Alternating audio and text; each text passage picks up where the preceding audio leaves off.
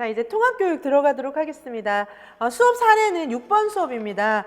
우리 놀이실행 자료지 149페이지에 있는 통합학급에서의 놀이 사례입니다. 사실은 이제 뭐 놀이는 다른 거하고 연결을 시킬 수도 있어요. 앞에서 수업했던 뭐 레지오, 아니면 뭐 생태 여러 가지를 다 조합할 수가 있는데 이제 여기서 중요하게 생각하고 있는 것은 통합학급에서 고려해야 될 점입니다. 자, 그래서 통합교육 측면을 조금 보시도록 하겠습니다. 자, 통합교육의 의미는 뭐냐 하면은 모든 유아가 장애의 여부와 관계없이 동등한 교육적 혜택을 받을 권리가 있다라는 것에서부터 출발을 하고 있습니다. 제가 올려드린 자료는 전체 70페이지 중에 39페이지에 해당하는 그 페이지에 통합교육 요 내용이 들어 있습니다. 자, 그래서 사실은 통합교육이라고 하는 것은 일반 학급에 장애 아도 같이 배치해서 배울 수 있도록 하는 것과 함께 그 다음에 같은 반에만 넣어놓는 것이 아니라 모든 유아에게 양질의 교육을, 장애 유아에게도 그에 맞는 양질의 교육을 하도록 하는 것에 굉장히 중요한 포커스가 있습니다. 이건 당연히 개인주의와 다양성의 가치가 강조되는 민주주의의 기본 철학이 담겨져 있는 것입니다. 제가 이 뒤에 기술의 높이도 했지만 사람은 특별히 유아 같은 경우에 굉장히 다양한 특성을 가진 유아가 있어요. 성격이 굉장히 온순한 유아, 난폭한 유아, 그 다음에 뭐 키가 큰 유아, 작은 유아, 그 다음에 머리가 좀 IQ가 높은 유아, IQ가 낮은 유아, 그쵸? 여러 가지 특성 중에 하나예요. 백인 유아, 흑인 유아, 그쵸? 어떤 조건에 의해서도 너는 백인이니까 너는 흑인이니까 학급을 분리해야 된다 이렇게 얘기할 수 없는 것처럼 장애 유아와 장애가 아닌 유아가 비장애와 장애라는 이유로 해서 너는 장애니까 너는 비장애니까 이 학급에서 공부해라 이렇게 얘기할 수 있는 그런 권리는 아무도 없다는 것입니다. 어떤 조건에 의해서도 차별을 받거나 분리될 이유는 없다라고 하는 것입니다.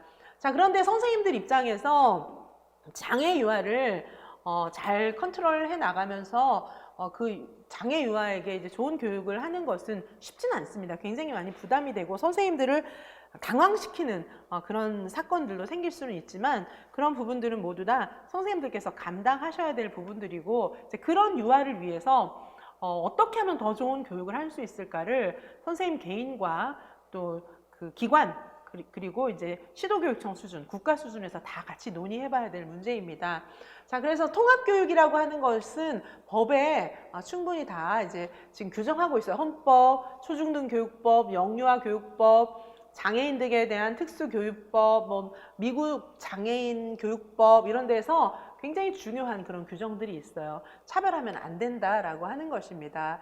제가 이제 사실은 그 특수학교 이런 데도 좀 많이 방문을 해보고 학생들 데리고 체험활동도 가고 체험활동이라고 하는 게 봉사활동도 이제 가고 이렇게 했었는데 우리나라가 지금 이제 특수학교가 굉장히 많이 잘 돼 있는 것 같아요. 그래서 제가 가본 특수학교는 제가 이제 그 자매결연 맺어가지고 계속해서 봉사하고 이렇게 했던 그런 그 특수학교가 있어요. 근데 그 특수학교는 좀 큰 편이죠, 학교가. 그래서 유치원부터 고등학교 단계까지 쫙 있는 그런 특수학교였어요. 그래서 시설도 굉장히 좋고 그랬습니다. 그래서 가서 이제 우리가 뭐 청소부터 시작해서 학생들하고 다 많이 해준 적이 있는데 그런 학교의 경우에 그쵸? 어떻게 됩니까? 굉장히 좋은 환경을 만들어 놨어요. 그러니까 어떤 장애를, 지적 장애부터 시작해서 여러 가지 장애가 있는데 학교의 그런 시설물들이 굉장히 일반 학교와는 조금 다르게 구성이 되어 있습니다.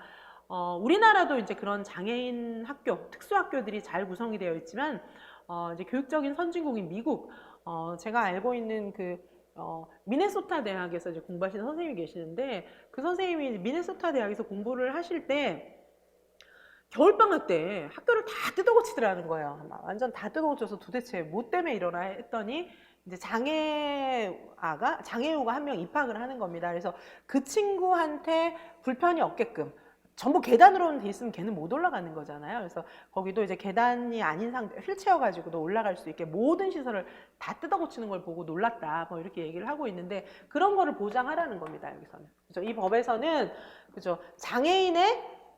여기 장애인 등에 대한 특수교육법, 우리나라 법이죠. 장애인 및 특별한 교육적 요구가 있는 사람에게 통합된 교육 환경을 제공하라는 거예요. 그렇죠? 시설도 불편 없이 제공할 뿐만 아니라 예를 들면은 청각장애하다. 그러면은 사실 일반인이라고 하면 좀 그렇고 비장애아들이 할 수 있는 비장애아들을 대상으로 한 교육하고 조금 다르게 행해져야 됩니다. 그죠? 청각장애아와 장애아가 아닌 비장애아가 있다고 했을 때는 교육의 내용은 달라져야 하는 것입니다. 자, 그리고 사회, 아까 이제 법적인 근거도 있었고, 그 다음에 사회윤리적 당위성도 있습니다. 통합교육이라고 하는 것은 제가 계속 얘기하지만, 개인의 다양성과 차이를 인정하는 것입니다. 다양성과 차이. 마치 너는 키가 작으니까 불이익을 줘야 돼. 너는 흑인이니까 불이익을 줘야 돼. 이렇게 하는 게 틀린 것처럼, 그죠. 장애가 있으니까 너는 혼자서 다른 데 가서 공부를 해라. 장애에 있는 애들끼리 같이 모여서 공부를 해라. 이렇게 얘기를 하는 것은 편견과 차별이라고 하는 것입니다. 통합교육은 이런 식으로 평등주의적인 어떤 기회평등 이런 얘기들을 주장하고 있는 것입니다. 교육의 평등성, 수월성의 보장, 그죠? 수월성이라고 하는 것은 수준에 맞는 교육을 얘기를 하는 거거든요.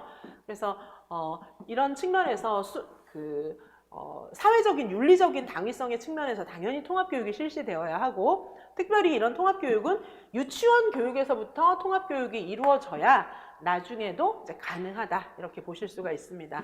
자, 그 다음에 이제 교육 성과적인 면에 있어서도 통합교육을 해야 되는 거죠. 왜냐하면 그죠, 같이 만약에 이제 장애아들끼리 모여 있는 속에서 이제 얘가 생활을 했잖아요. 장애 유아가. 그럼 얘가 커서도 사회생활하기 어려워요. 그렇죠? 자, 그리고 일반 아동 같은 경우에도 장애 아동을 한 번도 본 적이 없어요. 그럼 얘가 컸을 때 장애 아들을 보는 어떤 시각에 편견이 생길 수가 있습니다. 자, 그래서 교육 성과 측면에 있어서도 같이 더불어 살게 가르쳐야 되는 거예요. 그렇죠? 자, 그런 면에서 우리는 통합교육이 필요합니다. 그리고 어떠한 차이나 아까 말씀드렸던 것처럼 어떠한 차이도 차별이나 분리의 근거가 될 수는 없어요. 뚱뚱한 아이, 마른 아이, 똑똑한 아이, 덜 똑똑한 아이, 건강한 아이, 장애를 가진 아이, 다양한 아이들이 있지만 어떤 이유에 의해서도 얘는 이런 이유로 혼자 따로 떨어져서 공부해야 된다 이렇게 얘기할 수는 없다는 것입니다. 그러나 교사들에게 장애 아동은 다루기 힘든 아동이에요. 그렇죠? 하지만 그렇죠. 교사들은 이 아이들을 잘 가르쳐야 한다라고 생각하면서 그런 방법을 찾아 나가야 한다는 것입니다. 자, 통합교육을 실현하기 위한 굉장히 중요한 전제 조건이 있어요. 아까 말씀드렸던 것처럼 시설이 갖추어져야 돼요. 물리적, 시간적 통합. 같이 모아놔야 되고, 그렇죠. 같이 모아놔야 되고, 장애아와 비장애아를 같이 모아놔야 되고, 장애아들이 불편 없이 공부할 수 있는 그런 교실 환경을 먼저 마련해야 됩니다. 그 다음에 두 번째, 이제 교수활동적 통합이에요. 뭐냐면 교수활동적 통합 같은 경우 이제 선생님들이 하시는 거죠. 수업의 내용이나 수업의 방법에 있어서 장애아를 배려해야 된다는 겁니다. 장애아들이 감당할 수 있는 내용으로 수정을 해야 돼요. 교육과정 수정이라고 하는 것은 어느 정도 이제 국가적 차원에서 해야 될 부분도 담고 있지만 선생님들도 이제 교육과정을 요새는 운영하시고 만드시니까 이런 부분을 수정하셔가지고 장애아들한테 불이익이 가지 않을 수 있게 그렇게 고치셔야 한다는 겁니다.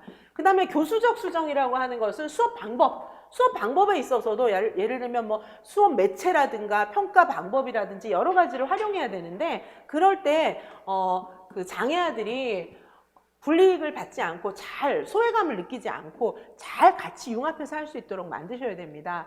그 다음에 이제 우리가 통합교육에서 제일 중요한 목표예요. 이거는 사회적 통합입니다. 사실 이제 통합학급에서 포커스로 하는 목표 지점은 사회적 통합이에요. 사회적 통합이라고 하는 것은 뭐냐 하면 장애아와 비장애아들이 의미 있는 상호작용을 하게 하는 겁니다. 같이 하나의 구성원, 공동체로 인식해서 같이 살 수 있도록 만드는 거예요. 이게 사실은 가장 핵심적이면서도 가장 어려운 난제가 되는 것입니다. 자, 우리 이 수업 사례, 6번 수업 사례 149페이지, 옆에 150페이지인데 여기 보시면 지금 5세 풀립반에서는 자폐 유아 2명하고 지적 유아 1명 이렇게 3명이 이제 들어있으니까 사실은 유아 학급이 그 인원수가 그렇게 많지 않은데 3명이면 비중이 꽤 큰 겁니다. 그렇죠? 3명이 있는데 어떤 경우에는 자폐 유아 1명도 선생님이 혼자 감당하기 어려운 그런 난해한 사건들이 생길 수는 있습니다. 이제 잘 하시는 선생님이었겠죠. 자폐 유아 2명, 지적장애 유아 1명이 있는데 마지막 줄에 뭐라고 돼 있습니까? 장애 유아와 일반 유아들이 함께하는 놀이는 어떻게 나타나게 될까? 함께하는 이 키워드예요. 자, 그래서 이 사회적 통합입니다. 함께하는. 함께 한다고 하는 것이 사회적 통합이에요. 그래서 이 통합학급에서 중요한 키워드, 선생님들이 수업을 구성하실 때 뭘 목표로 해야 되냐 하면 사회적 통합이 일어나는 것이 목표입니다. 그래서 통합학급에서는 물론 다른 수업은 이제까지 배웠던 수업 프로그램을 적용해서 넣으실 수 있지만 이 통합학급에서 선생님이 목표로 하셔야 되는 가장 핵심적인 내용은 사회적 통합을 가져오는 거예요. 함께. 비장애와 장애아가 같이 함께 할 수 있는 프로그램을 만드는 거. 요게 핵심입니다. 자, 되셨죠?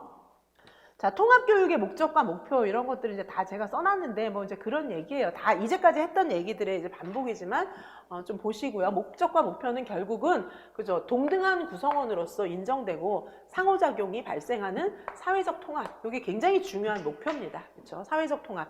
같이 유치원 때부터 서로 동등하게 생각하면서 같이 살 수 있게 해주는 거. 이게 중요한 겁니다. 자, 교육의 내용. 그렇다면 이제 교육의 내용 아까도 말씀드렸지만은 이 장애 통합의 교육의 중요한 교육의 내용은 이 세 가지가 있을 수가 있어요. 유아 특수 교육 과정. 이런 거를 마련하는 건데 이거는 선생님 혼자 마련하기 조금 어려워요. 그렇죠? 그 다음에 이제 선생님들 같은 경우에 장애 유아에게 조금 맞게 수정하거나 그죠? 아니면 통합교육과정을 새로 고안하거나 이래야 되는데 1번, 3번은 선생님 혼자 안 되잖아요. 이제 2번을 하실 수가 있는 것이죠. 그렇죠? 수정, 조절. 요거를 이제 우리가 어떻게 할 수 있느냐 이런 겁니다. 선생님들이 이제 프로그램을 만드셨잖아요. 아까 이제 여러 가지 배웠던 프로그램 중에 놀이 중심 프로그램을 만드셨으면 이걸 수정하시는 거죠. 장애아와 비장애아가 어떻게 같이 잘 사이좋게 의사소통하고 서로 존중하면서 이 프로그램을 진행할 수 있을까? 이걸 이제 고민하셔야 된다는 것입니다. 유아 시기부터 이렇게 해야 된다는 거고요. 다음에 이제 교수학습 방법 같은 경우에도 장애 유아가 있는 학급 같은 경우에는 사실 이제 선생님이 원래의 생각하셨던 교수 방법을 수정하셔야 되는 거예요. 수정하셔야 되고 장애 유아 같은 경우에는 여러 가지 어려움을 갖고 있기 때문에 교수 전략이 따로 또 필요한 겁니다. 구체적인 교수 전략을 보시면 먼저 사전 경험을 만들어 줘야 돼요. 왜냐하면 지적인 장애아가 있거나 뭐 이런 경우에는 다른 유아들은 다 한 번에 이해할 수 있는데 이 이제 지적 장애가 있는 유아는 이해를 못 하잖아요. 그렇기 때문에 이제 배려가 필요한 것이죠.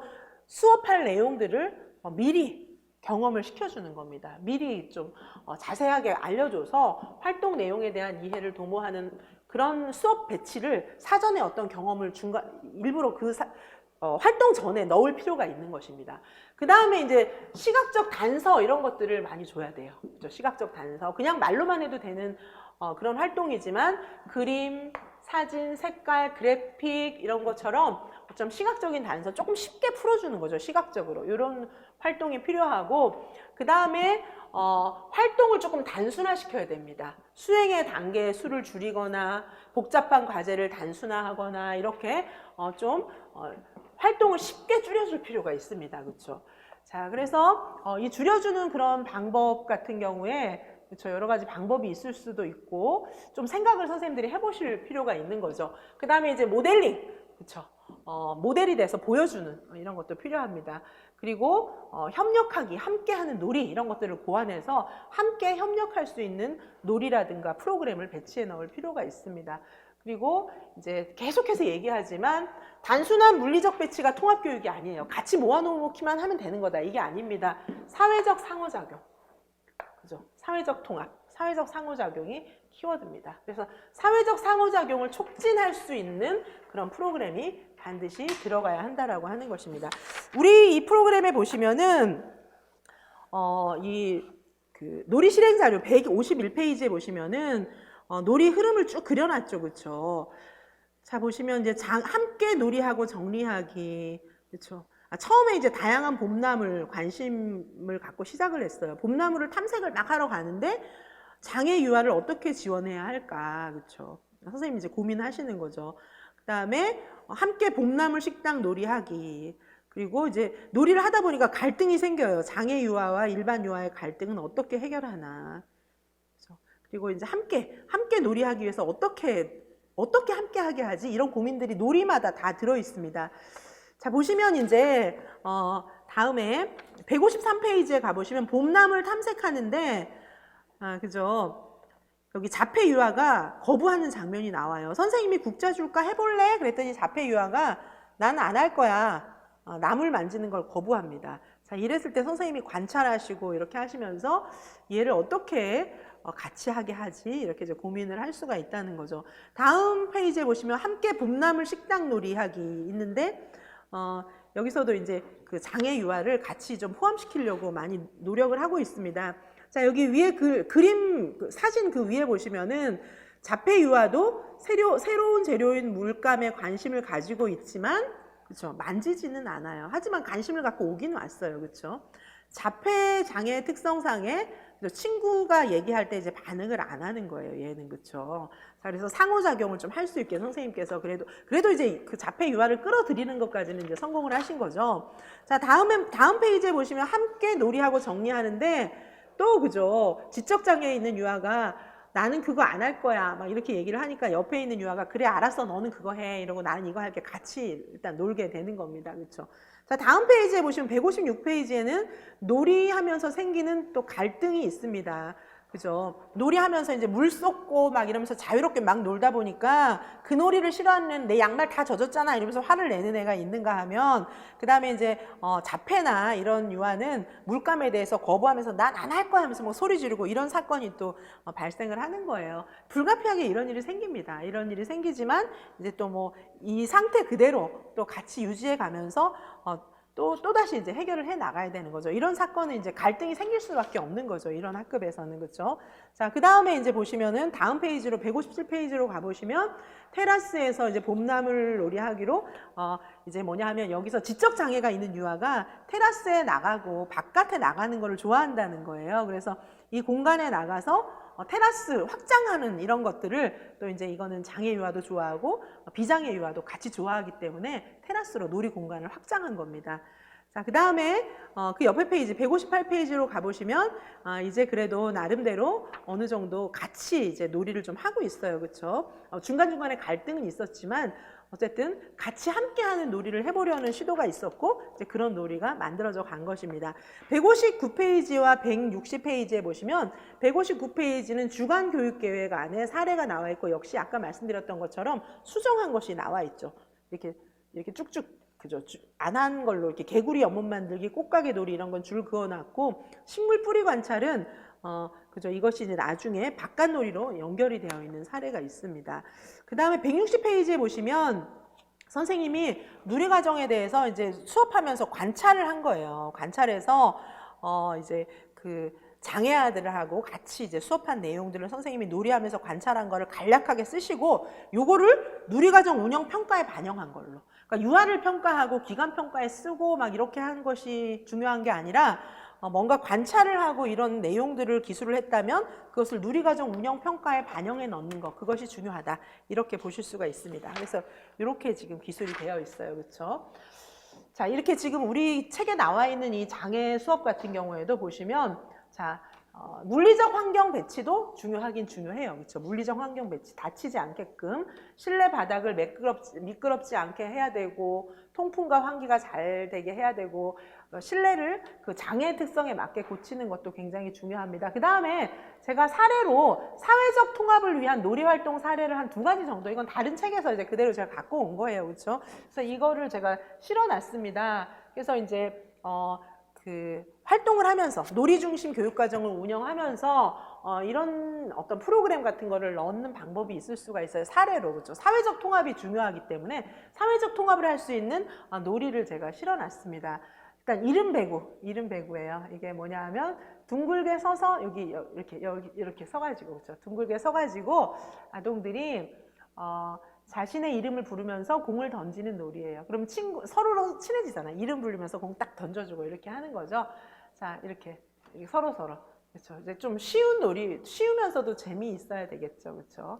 자, 이렇게 한 다음에 이제 놀이가 쉬우니까 이게 이제 좀 어린 연령에 적합한 거죠. 이렇게 하다가 나중에는 이제 확장을 또 할 수가 있죠. 자기가 좋아하는 음식, 놀이, 장난감 이런 것들을 이야기하면서 던져주게 하는 그런 방법이 있을 수가 있습니다. 쉬운 놀이로. 그 다음에 누구의 길이가 더 길까 이렇게 해서 신문지를 찢어서 쭉 길게 연결하는 놀이예요. 어떻게 되는 거냐 하면 신문지를 찢어서 이렇게 쭉 길게 연결하는 놀이입니다. 그렇죠? 자, 그래서 이렇게 5명이 한 팀이 되게 두 줄로 서서 신문지 놔두고 신문지를 길게 찢어서 쭉 늘어뜨리는 그런 작업인 거죠. 그래서 놀이를 하게 한 다음에 이제 어린 유아한테 가능한 거예요.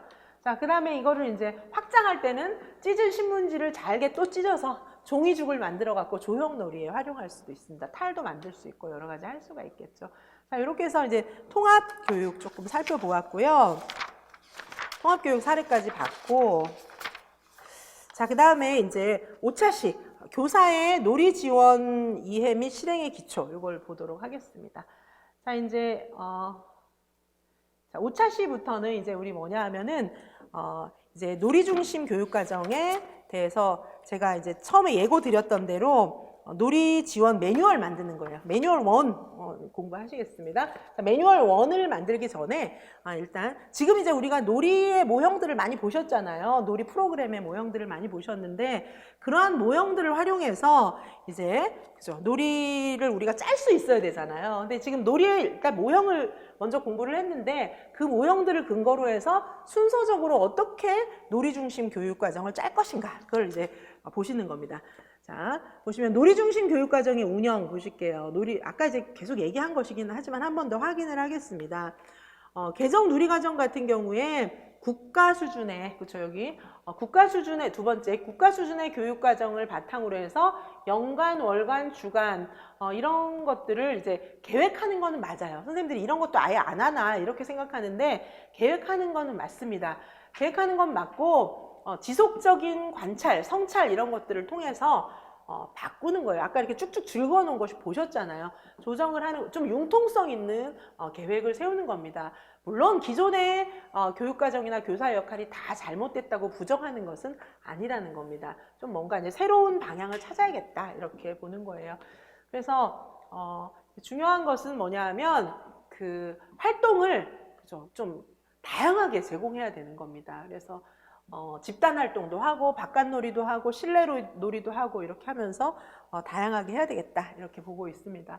자, 2019 개정 누리과정에 있어서 선생님들이 이제 교육과정을 운영할 때 달라져야 되는 부분 어떻게 이제 우리가 계획을 해야 되는가 보시면 핵심 원리는 유지하되 의미는 달라지는 거다. 아까 다 봤어요. 그렇죠? 그 다음에 주안, 일안 뭐 이런 것들도 다 만들고 그 다음에 선생님들 스스로 많은 질문을 던져보셔야 돼요.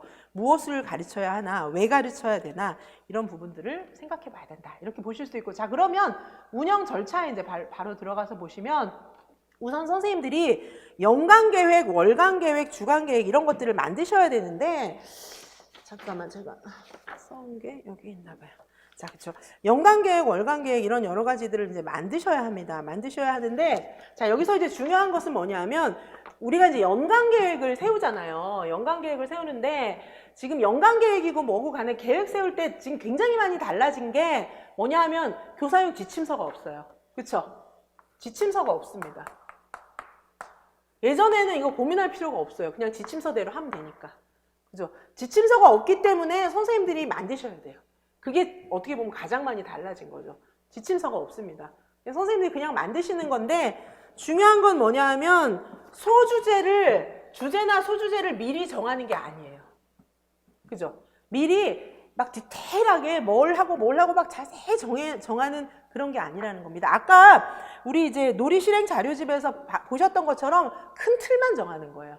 큰 틀만. 그렇죠? 지난해 연간 행사 해당 연도에 참고해야만 할 일정을 중심으로 해서 그냥 개괄적으로 좀 정하는 겁니다. 자, 지금 연간계획 정하는 방법을 말씀드리는 겁니다. 전체적으로 큰 틀만 정하는 거예요. 우선 연간계획 같은 경우에. 자, 그리고 이제 이것을 이제 이 연간계획을 전체적으로 정하고 나면은 월간계획이나 주간계획이 나오죠. 과거하고 달라진 것은 지침서가 없다라는 거. 그 다음에 큰 틀만 정한다는 거. 요게 달라진 것입니다. 그렇죠? 자, 연간계획을 세울 때 근데 이제 꼭 해야 되는 것들이 있긴 있잖아요. 안전교육이라든가 이런 것들은 이제 미리 넣어놓는 거죠. 자, 연간계획을 만드실 때 중요한 것이고 그 다음에 이제 월간계획과 주간계획인데 일단 월간계획은 당연히 연간 일정을 고려하는 거죠. 연간 일정을 고려해서 월간계획을 잡는 거는 당연한데 자, 여기 3번에 보시면은 그쵸. 주제가 선정되고 나면은 그죠? 여기서 마찬가지예요. 월간계획이나 주간계획 같은 경우에도 대략적으로 계획하는 겁니다. 너무 세부적이면 안 돼요. 너무 세부적으로 하지 말고 큰 틀을 정하는 거예요. 자, 그리고 국가 수준의 교육과정을 염두에 두고 교육 목표를 정하는 건 맞는데, 이 목표를 정할 때 이제 그 국가 교육과정을 너무 막 생각할 필요는 없어요. 염두에 두고 좀 정할 필요는 있지만 너무 막 국가 수준의 교육과정을 너무 구체적으로 막 거기에 얽매일 필요는 없습니다. 일단은. 그렇죠? 근데 어쨌든 염두에 두고 이제 계획을 잡아보는 거니까 전체적인 계획을 정하는 것입니다. 자, 그리고 이제 목표를 달성할 수 있는 방법을 세우는데 중요한 것은 미리 유아의 어떤 발달, 유아의 지식, 경험 이런 것들을 충분히 고려해서 계속 대략적으로 이런 말이 나오고 있어요. 유아를 고려해서 다양한 방법으로 대략적으로 계획을 세운다 이렇게 얘기를 하고 있습니다. 그렇죠? 자, 그래서 이렇게 해서 월간 계획, 연간 계획, 월간 계획 세웠어요. 연간 계획 먼저 이제 연간 계획을 세웠죠. 연간 계획도 그죠? 큰 틀만 정하는 거죠. 일단 이것도 큰 틀만 정하는 거예요. 큰 틀만 정하는 것이고, 연간 계획의 기초에서 월간 계획과 주간 계획을 세우는 것입니다. 월간, 주간 계획을 세우는데 이 경우에도 너무 구체적으로 하면 안 돼요. 너무 구체적으로 하지 말고 이 큰 틀하고 여기 연간 계획의 큰 틀과 어느 정도 이렇게 일맥상통하게 만들어야 된다고 하는 것이죠. 그 다음에 세 번째, 여기 일간 계획, 매일의 계획, 매일매일 계획이 일간 계획은 반드시 세우잖아요. 여기서도 마찬가지입니다. 변경이 가능하다라는 것을 염두에 두어야 합니다. 염두에 두고 아까 왜 아닌 것에는 이렇게 이건 안 했다 이렇게 줄 그은 거 있잖아요. 그런 부분들, 그렇죠? 변경, 추가, 삭제. 요거를 하는데 이거는 이유를 조금 간략하게 기록해야 된다는 거죠. 변경, 추가, 삭제 할 수 있어요. 변경 가능해요. 그죠? 일간 계획 같은 경우에도 변경, 추가, 삭제가 가능한데 거기다가 이렇게 줄을 쭉 그어놓고 그래도 약간의 메모를 할 필요는 있다는 것입니다. 그렇죠? 자, 하루 동안에 일어난 그런 일에 대해서 조금 생각을 해볼 필요도 있다. 이렇게 해서 월간, 연간, 월간, 주간, 일간 계획이 있기는 합니다. 근데 공통적으로 다 변경 가능하게 융통성이 있게 실행이 돼야 합니다. 자, 다음에 이제 놀이 중심 교육과정의 실행을 조금 보시면 놀이 중심 교육과정을 만들 때 중요한 관점은 뭐냐 하면은 보통은 그쵸 먼저 주제를 정해요. 먼저 주제를 선정해요. 먼저 주제를 선정하고 나서 국가 수준의 교육과정의 목표와 내용을 수행할 수 있는 목표를 선정하는 거예요. 과거하고 달라졌죠. 그쵸? 자, 놀이 중심 교육을 짤 때 지금 연간, 월간, 주간, 일간 얘기했고요. 그 다음에 놀이 중심 교육과정을 짤 때 첫 번째는 먼저 주제를 선정해요. 먼저 주제를 선정하는데 이거는 사실은 유아를 보고 선정하시는 거예요. 유아를 보고 어떻게 놀아야 될까? 놀이 중심으로 어떻게 해야 되나? 이걸 보시고 먼저 주제를 선정한 다음에 그 다음에 국가 수준의 목표를 그죠? 국가 수준의 교육과정을 보는 거예요. 국가 수준 교육과정에서 이런 부분을 이렇게 달성시켜야겠다. 이렇게 거꾸로 가는 겁니다. 먼저 주제를 잡고 그 다음에 국가 수준 교육과정을 살펴보는 거예요. 자, 그 다음에 주간 계획을 작성하고 주간 계획을 통해서 이제 어떻게 놀이를 할 건지 이런 것들을 생각하는 것입니다. 자, 그래서 결국 어떻게 되고 있는 거냐 하면은 일단 첫 번째 틀을 알려드립니다. 첫 번째 틀은 놀이 중심 교육과정을 실행하기 위한 첫 번째 틀입니다. 자, 요거예요. 자, 어떻게 하냐 하면은 이 틀 같은 경우에 그죠? 이렇게 내려오는 거예요. 이렇게 내려오는 겁니다. 자, 먼저 주제를 선정해요. 그죠? 먼저 주제부터 선정하고 유아들을 봐가면서 주제를 선정하고 그 다음에 주제 관련 개념을 정하는 겁니다. 예를 들면 뭐 자연이다. 자연 활동을 해야겠다. 주제 자연. 그렇죠? 그 다음에 이제 주제 관련 개념 아까 이제 봤던 거 뭐 어떤 게 있을까요? 뭐 무지개 뭐 이런 식으로 그죠? 주제 관련 개념들을 몇 개를 나열하는 겁니다. 그 다음에 국가 수준 교육과정에서는 이걸 어떻게 달성해야 되지? 이렇게 보는 겁니다. 자, 요거를 정하는 방법은 크게 세 가지가 있습니다. 크게 세 가지가 있어요. 처음에는 이제 관찰부터 하는 겁니다. 이거를 정할 때 제일 먼저 관찰하셔야 돼요. 관찰. 그렇죠? 유아들을 관찰하는 거예요. 유아의 놀이나 행동이나 이런 것들을 관찰하고 그 다음에 관찰을 통해서 이게 뭐지? 이 유아에게 이게 문제인데 발전시키기 위해서는 어떻게 해야 되지? 이런 교육적 의문, 몇 가지 의문을 구체적으로 나열을 하시는 겁니다. 그 다음에 관찰과 교육적 의문을 통해서 놀이를 지원하는 구체적인 프로그램을 만드는 겁니다. 자, 그래서 지금 보시면 이게 이제 첫 번째 틀이에요. 첫 번째 틀. 첫 번째 매뉴얼입니다. 그렇죠? 가장 브로드하게, 가장 광범위하게 놀이를 스케치할 수 있는, 놀이 중심의 교육 과정을 스케치 수준에서 해볼 수 있는 첫 번째 큰 틀, 첫 번째 매뉴얼입니다. 자, 어떻게 하시냐 하면은, 그죠? 아까 말씀드렸던 것처럼 이런 순서로 주제부터 선정하고, 그 다음에 주제 관련 개념들을 뽑아내고, 그 다음에 이거를 국가 수준 교육 과정의 내용하고 연결시키는 겁니다. 그래서 우리가 지금 이제 한 50여 가지 넘는 그런 주제들이 있잖아요. 그런 거랑 연결시키는 거예요. 영역도 연결하고 이렇게 해보는 겁니다. 그 다음에 이런 것들을 만드는데 공통적으로 적용되는 순서는 관찰, 교육적 의문, 놀이 지원 이렇게 가시는 겁니다. 자, 이걸 조금 더 이제 보시겠습니다. 자, 주제 선정. 주제 선정의 과정에서는 주제 선정은 어떻게 해야 되나? 관찰을 통해서, 아까도 말씀드렸지만 관찰이 굉장히 중요한 단계예요. 관찰을 통해서 유아의 흥미와 관심을 파악을 하는 것입니다. 그렇죠?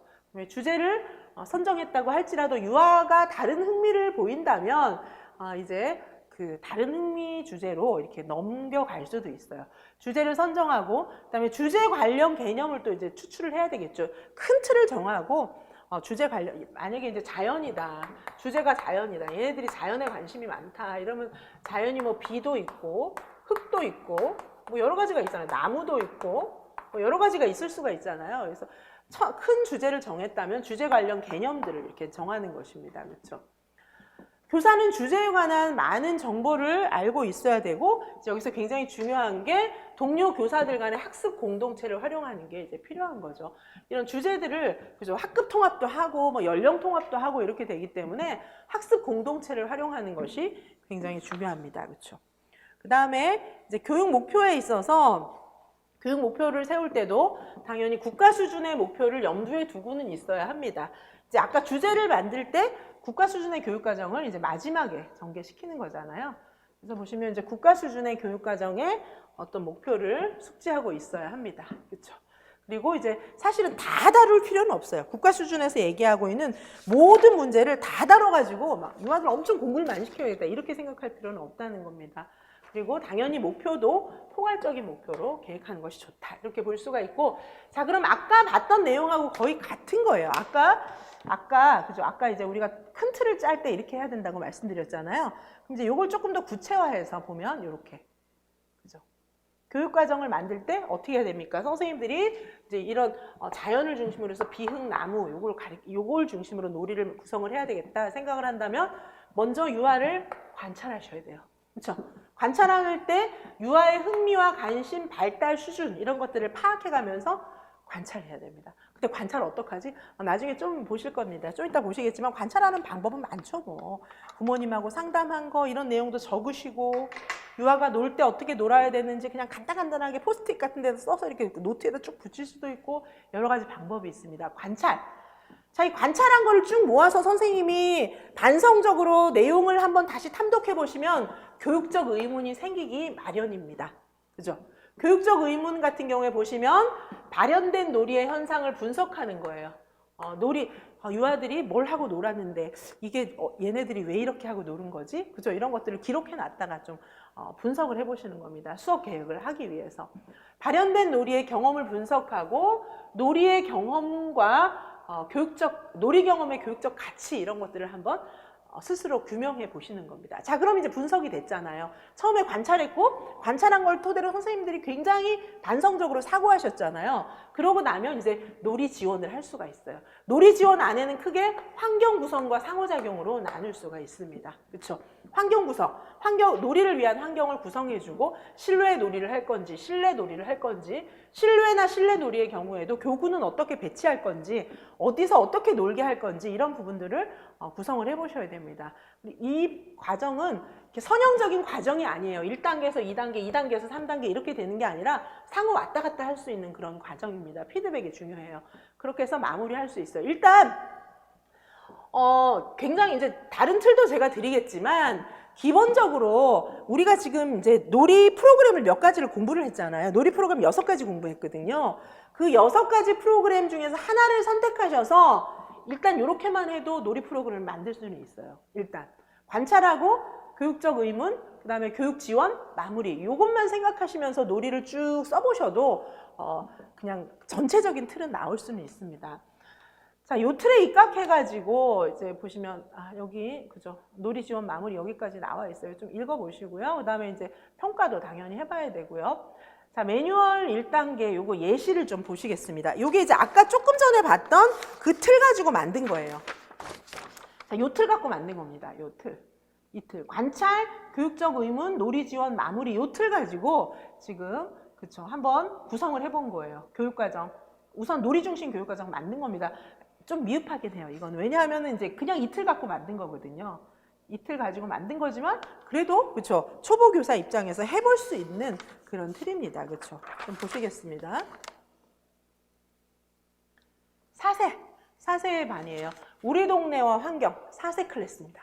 4세에서 4세 정도 되면 이렇게 할 수 있을 것 같아서 날이 좋아서 산책을 하던 중에 그쵸 다양한 표지판에 관심을 보였어요. 이제 이런 놀이를 하게 된 이유예요. 그죠? 표지판에 발현했죠, 지금. 표지판에 관심을 보였어요. 산책! 이거는 어디서 나오는 프로그램이었죠? 아까 생태 프로그램에서, 생태 유아교육 프로그램에서 많이 나오는 거였죠? 자, 산책을 하던 중에 다양한 표지판에 관심을 보이게 된 거예요. 그래서 유아에게 표지판이 나타내는 그런 의미에 대해서 유추해보고 이야기해보도록 하는 거죠. 그 다음에 이제 밖에서 있다가 이게 공간이 계속해서 이렇게 역동적으로 움직이잖아요. 실외에 있다가 실내로 들어왔거든요. 실내로 들어와서 교실로 돌아와서 표지판 놀잇감을 선생님이 놓아둔 거예요. 그랬더니 얘네들이 아까 돌아다니면서 표지판이 어머 신기하다 뭐 이렇게 됐는데 와서 그게 있으니까 이제 잘 노는 거죠. 자, 표지판을 소품 삼아서 그 다음에 블록으로 도로와 건물도 구성하고 동네를 만들어가는 거예요. 그렇죠? 이제 표지판도 있으니까 블록 아까 나갔던 데 이런 데를 그 상징, 표상하는 거죠. 아까 갔던 것에 대해서 표상하는 거예요. 아까 봤던 동네를 만드는 겁니다. 유아들이. 그래서 유아들 이게 이제 며칠 동안 계속 이러고 노는 거예요. 처음에 마을을 만드니까 재밌잖아요. 여기다 병원도 만들고 여기다 뭐 딴 것도 만들고 여기다 인형도 앉혀놓고 막 마을을 막 꾸미고 있는 거예요. 자, 그러나 교사는 유아들이 단순히 도로와 아파트만을 반복하는 모습을 어떻게 했습니까? 관찰했어요. 관찰하고 확장시킬 필요가 있다. 이렇게 생각하게 된 것입니다. 자, 그래서 이제는 선생님께서 어떻게 했어요? 더 확장시키는 거죠. 다양한 동네와 구성 요소들에 대해서 알아보는 시간을 갖기로 결정을 하게 됐다. 이게 이제 선정 이유입니다. 그래서 이제부터는 어떤 수업을 하는 겁니까? 다양한 동네와 구성 요소들에 대해서 알아보도록 하는 겁니다. 자, 교육 목표도 이제 선생님 나름대로 정했어요. 물론 이제 교육 목표를 막 너무 타이트하게 할 필요는 없지만 이제 영역 통합의 형태로 선생님이 이제 이렇게 교육 목표를 정해봤습니다. 자, 교육과정 전개. 아까 말씀드렸던 것처럼 이제 여기 전체적으로 수업 내용을 요약했어요. 여기는 수업 내용 간략한 요약입니다.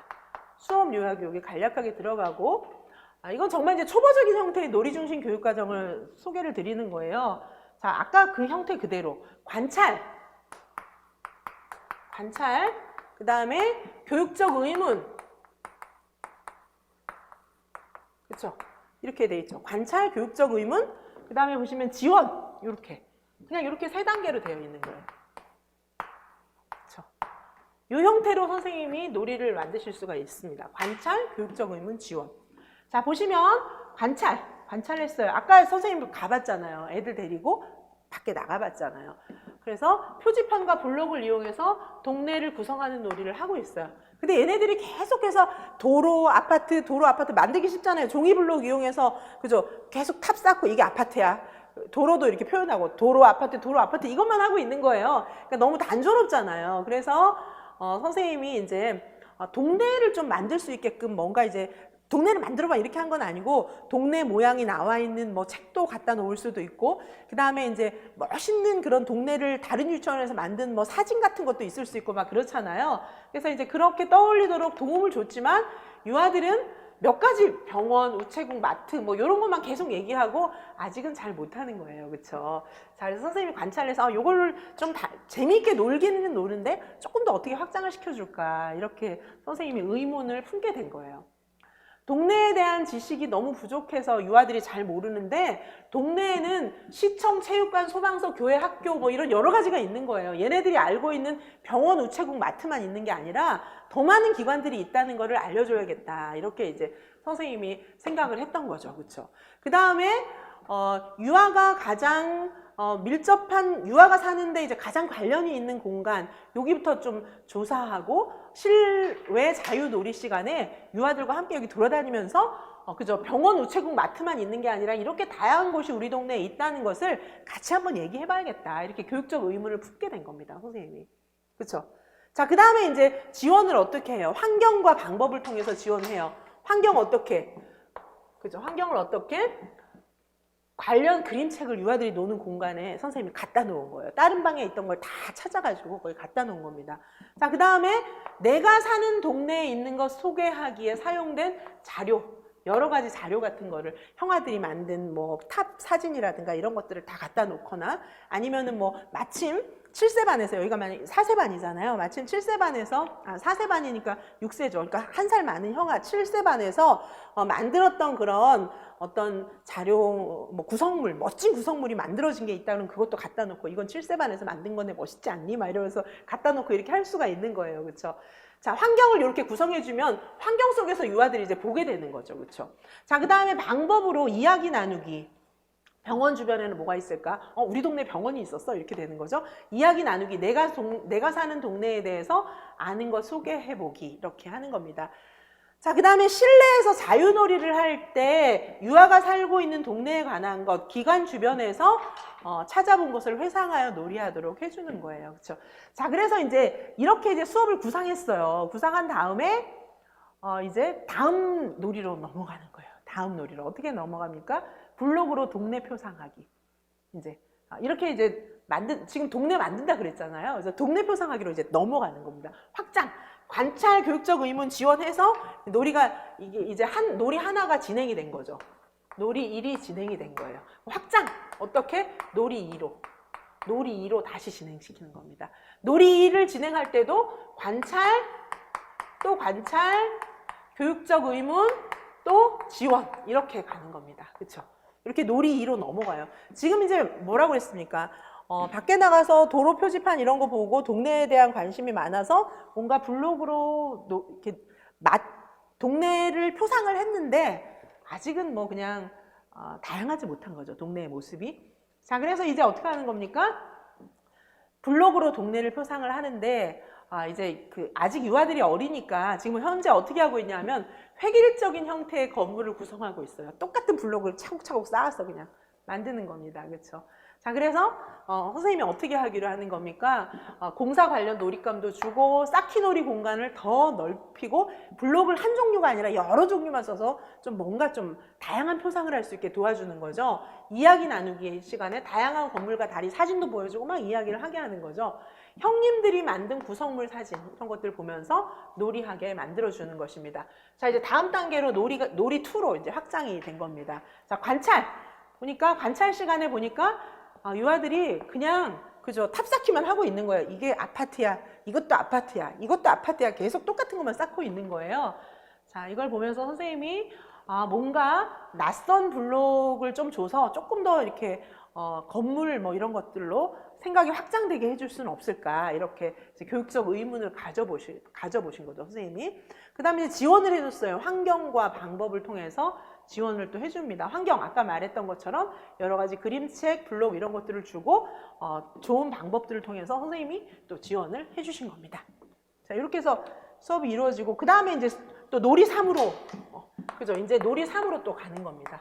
놀이 3 연결시키는 거예요. 역시 놀이 3도 이렇게 이런 절차를 거쳐서 놀이 3으로 확장되는 겁니다. 다양한 형태의 건축물 만들기, 아세테이티즈를 이용해서 건물도 그리고 OHP를 이용해서 풍경 그리고 뭐 이런 것도 하는 거예요. 자, 똑같이 아까와 똑같은 과정, 관찰, 교육적 의문, 지원 이렇게 또 가는 겁니다. 그래서 놀이가 또 확장이 됐어요. 자, 그 다음에 놀이 4로 또 넘어가는 겁니다. 놀이 3에서 그 다음에 이 안 보이겠죠? 여기서 놀이 4로 또 넘어가는 겁니다. 놀이 4. 놀이 4도 역시 똑같은 동일한 과정을 거치는 거예요. 관찰, 교육적 의문, 지원 이렇게 거쳐서 놀이 4로 갈 수가 있습니다. 자, 놀이 4는 블록과 폐품으로 만든 구성물로 살고 싶은 동네 만들기. 게임도 하고 분리수거를 해요. 뭐 이런 것까지 같이 만드는 거예요. 자, 선생님이 이제 관찰을 하면서 자발적으로 동네를 구성하게 해주고 이제 교육적 의문, 그쵸? 유아들이 사전 지식의 경험을 통해서 살고 싶은 동네를 만들기로 해야 되겠다. 살고 싶은 동네를 너희들이 원하는 살고 싶은 동네는 어떤 거야? 뭐 분리수거가 왜 나왔냐면 깨끗한 동네요. 환경오염이 되지 않은 깨끗한 동네요. 뭐 이런 거 얘기를 하면서 이제 나오게 된 겁니다.